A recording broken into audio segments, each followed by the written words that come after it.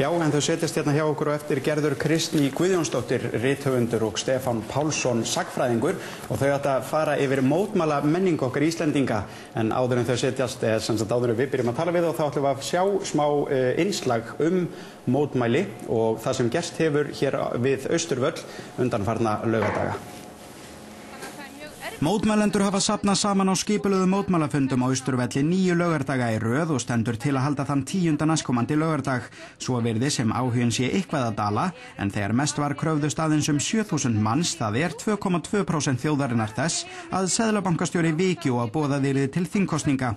Aðeins 2,2% þrátt fyrir að skoðanakanninni sýni að 90% landans sé óánægður með til að mynda störf Davíðs Oddssonar, formanns stjórnar Seðlabankans, og enn færri mættu á fundina þegar veður var vott.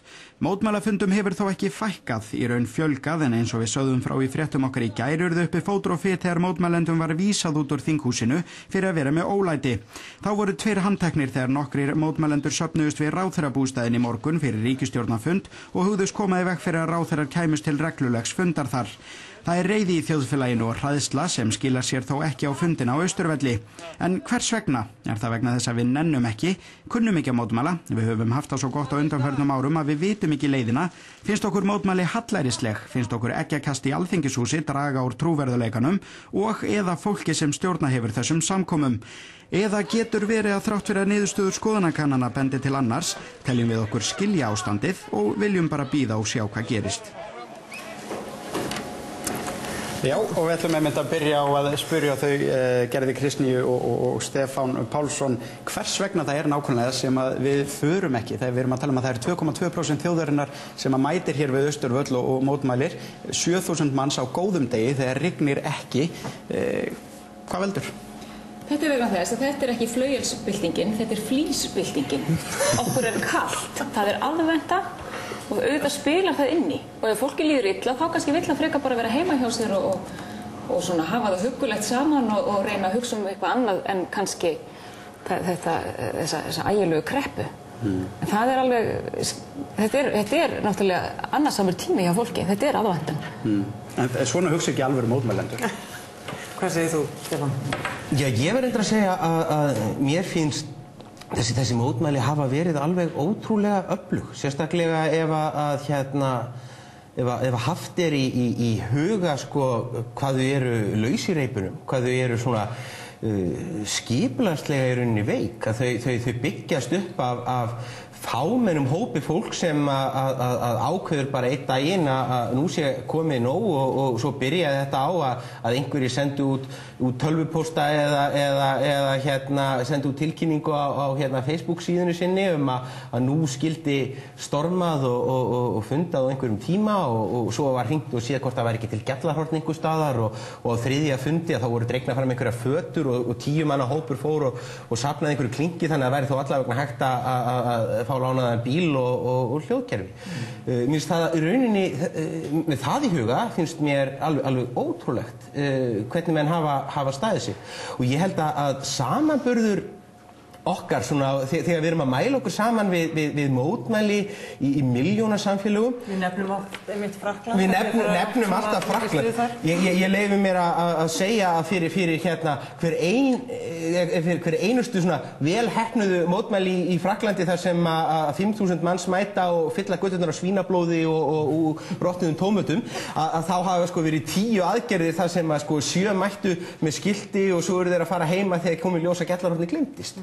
Þannig og hvað þá þegar að farið að tala svona vörumerkjabyltingarnar í Austur-Evrópu, appelsínugulu byltinguna, flauelisbyltingarnar og þar fram til göttunum, sem að allar áttu það sameiginlegt að þar voru það stór skipulögð pólitísk fjöldasamtök sem stóðu á bakvið aðgerðirnar og nutu veruleg stuðnings beins og óbeins erlendis frá og veltu háum fjárhæðum. Ég held að sumuleyti að þá hefur þessi hreyfing einmitt það hvað hún er laus í reipinu, hvað hana vantar svona stofnanlegt bakland, þá hefur hún náttúrulega sett sig í dálítið erfiða stöðu.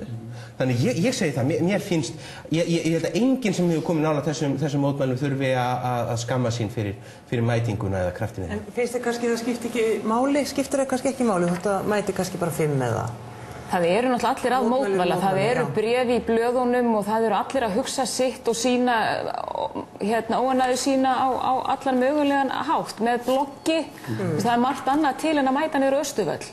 Það eiginlega hverjum degi, maður getur lesið einhverja greinar. Hverjum einasta degi. En hvað finnst ykkur þessar aðferðir sem eru notaðar? Fyrir utan að koma og við hlustum á þá sem hafa eitthvað málið að segja. En þessar aðferðir eins og að láta henda sér út úr Alþingishúsinu, að kasta eggjum, að ráðast að lögreglunni, eru þetta Þetta náttúrulega svolítið skondið að vera mótmæla kreppu með því að henda mat. Það getur varla verið alvarlegt fjárhagsástandi heima hjá þessu fólki ef það ekki hefur efni á því og síðan kostar víst alveg bönsa monni að þrífa Alþingishúsið eftir þetta. Það búið að kosta held ég 1 milljón okkur skattgreiðendur. Það allt svakalt. Ég held að fáir svona samsamis í þessu unga fólki í flokknum aðgerð sem En er þetta kannski ástæðan fyrir því að fleiri mæta ekki vegna þess að við sjáum, þetta náttúrulega það sem að fjölmiðlum finnst spennandi að sýna frá. Já. Það ekki bara ræðurnar, það einmitt þetta þegar fólk að henda eggjum og setja bónusfánan upp á Alþingishúsið. Mér finnst svolítið ljótt þegar flöturinn hjá sjónvarpsstöðvunum sá hvað fáir mættu. Það á að vera flötur hvað margir mættu þrátt fyrir allt. Það nóg í boði á laugardegi á aðventunni. Það miður desember að nálgast hérna og þetta bara magnað einmitt hvað margir mættu samt. En ég man eftir því í upphafi 10. áratugarins. Þá fórum við á pallana, stúdentar, og mótmæltum breytingum á lögum lánasjóð íslenskra námsmanna.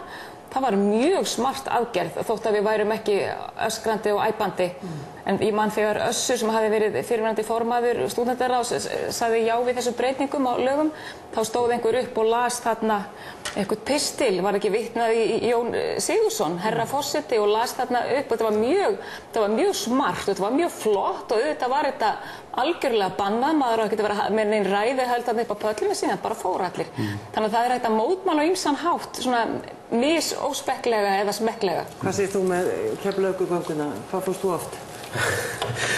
Síðasta Keflavíkurgangan var 91 og þá var ég 16 ára, þannig að það voru nú svo sem ekkert mjög margar sem að maður náði.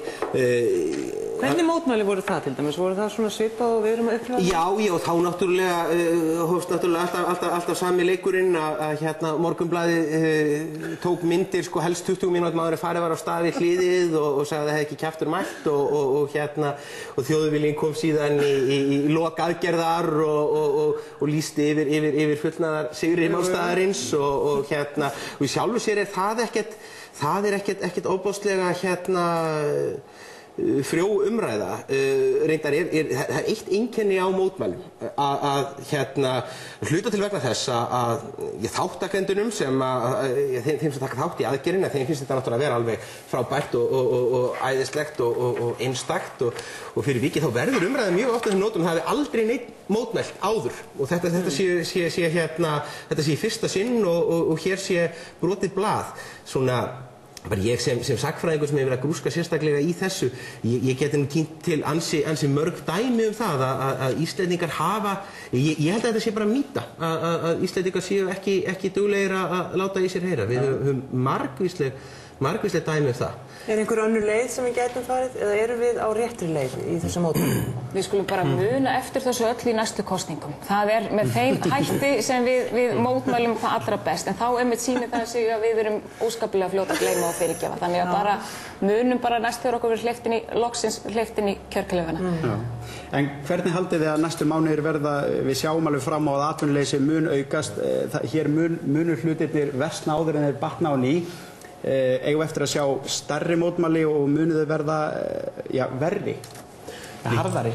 Ég held að mótmæli í mörgum tilvikum eru kannski fyrst og fremst bara birtingamynd á þeim hugmyndum og þeim viðhorfum sem að uppi eru í samfélaginu. Þessar svona frekar stjórnlausu aðgerðir, eggjakast eða stympingar við lögreglu fyrir fram að ráðherrabústaðinn eða í Alþingi eru mörguleyti bara tilkomið vegna stjórnleysis ástands sem var ekkert búið til af einhverjum manna hópi háskólastúdenta. Þetta er stjórnleysis ástand sem verður til vegna þess að mjög stór hluti þjóðarinnar lítur svo á að það sé ekki verið að hlusta á það að svona hefðbundnar leiðir að skrifa grein í mokkan, hringja inn í útvarpsþátt eða tuða bara við kaffiborðið á vinnustæðnum og það séu ekki að skila árangri. Þannig að ég held að á meðan svo lengi sem að óánægjan og svona ég bara vonbrigði fólks með að það sé ekki hlustað á það kraumi undir að þá munu mótmæli skjóta upp kollinum af fullum krafti og þá munu nú jafnvel stjórnvöld eiginlega bara ég sakna þess tíma þegar að það var bundið við Hörð Torfason og 2-3 ræðumenn á laugardagseftirmiddagi og svo fór allir á kaffihús. Ætlar þú að mæta á laugardaginn og þið bæði? Já, ég býst í því, já. Það verður fjörugt. Ég vona það. Fullt af fólki. Fullt af fólki. Fullt af fólki. Takk kærlega bæði fyrir komuna.